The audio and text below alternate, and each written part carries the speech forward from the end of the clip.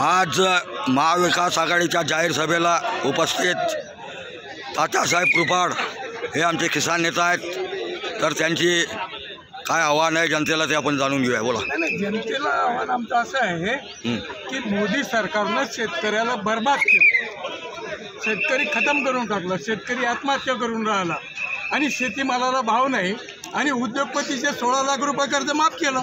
25 लाख केलं, 25 लाख रुपये कर्ज माफ, 25 लाख कोटी, 25 लाख कोटी कर्ज माफ केलं आणि शेतकऱ्याची कर्जमाफी करायला त्यांच्याकडे पैसे नाही।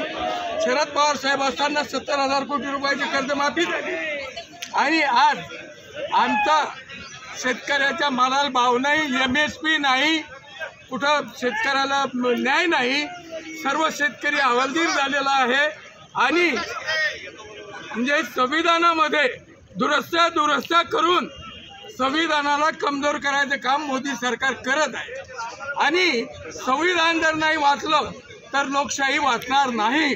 म्हणून मोदी हटाओ देश बचाओ हा नारा घेऊन सगळे